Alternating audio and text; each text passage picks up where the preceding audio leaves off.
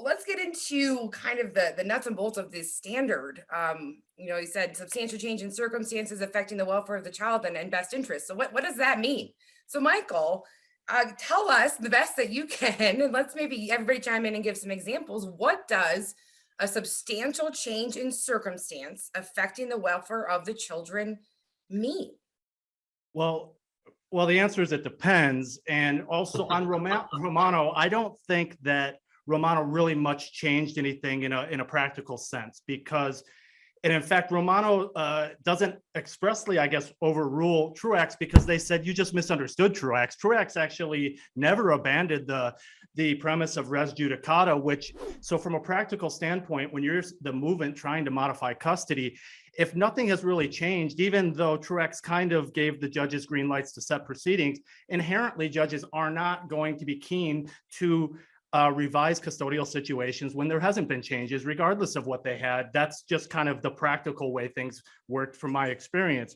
But so then now we got one set of standards: substantial change in circumstances affecting the welfare of the child. And what the danger of this is that people started assigning dictionary definitions to substantial change in circumstances, or judges just started assigning their own artificial subjective terms to this. And they ignore a couple things. One is the case itself. So this comes from Ellis, and Ellis, in the facts of Ellis, was a brief 4-month sliding grades of the child, where a judge says, hey, in this situation, we have a father, he could be more involved, and he wants to be more involved, and we think the child would benefit. This fits. And so, and you have to look at the facts of that case, but you also have to look at Ellis in its totality. And what is Ellis really talking about other than this standard, this two-pronged standard? And another thing they talk about is stability, and how that's a factor when you have finality and your parties have entered into a custodial arrangement, they've settled in, that there's an inherent benefit to a child in that stability. So when you're modifying custody and you're saying, I have had a substantial change in circumstances affecting the welfare of the child, what you're always up against as far as the counter to that is, on a scale here, is stability. And stability gets some weight, and how much weight it gets really depends on what's going on in the nature of what you're also trying to do. A smaller change, as Marshall alluded to before, would weigh less against stability than somebody trying to completely undo something. So one of the things that becomes appealable when you try to modify is when you go in front of a judge, how much weight is he giving to stability here? Is he giving an excessive amount of weight here to deny me further proceedings because he's focusing on stability? So what types of things do you need, or what does it actually mean? It depends on the scenario, what custody arrangements people are doing. It's a case-by-case, fact-by-fact analysis that has to be done, because like I said, it also is in relation to the request. Well, I think the big part of the standard, that was the change, when Alice came about, was affecting the welfare of the children. And so, Marshall, I want to come to you and get your thoughts on this. What isn't a substantial change in circumstance? I mean, I've had cases where a parent gets a new job and has a new work schedule. I know there's recently a decision on that specific issue and whether or not that's enough to constitute substantial change. What other things have you seen that are not a substantial change, just to help kind of focus this in?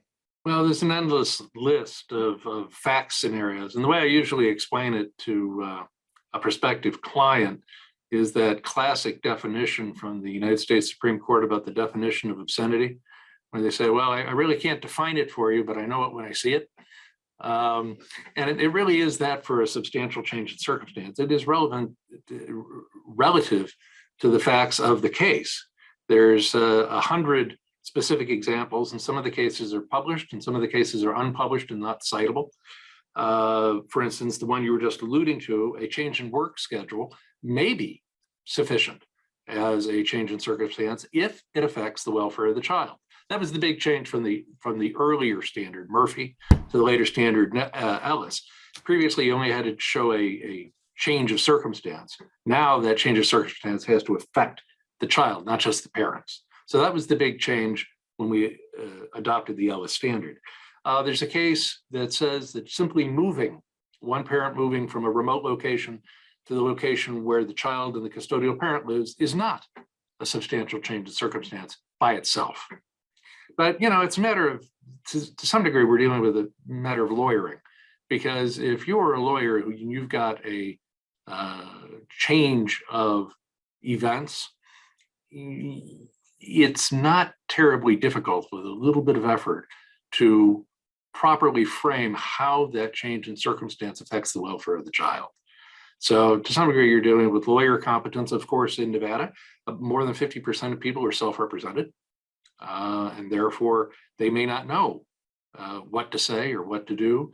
For those people who are choosing self-representation, I'll just say, look, whatever change you are basing your custodial change motion on, keep focusing on the child. How does this affect the child's life, the child's school, the child's sleep, the child's meals, the child's transportation, the child's events? Tie it to the kid, not just to the parent. And you will be better off in trying to show what it is. And I'm sorry, Andrea, I'm not trying to duck the question, but I can't define substantial change in circumstance without having a fact pattern to take apart.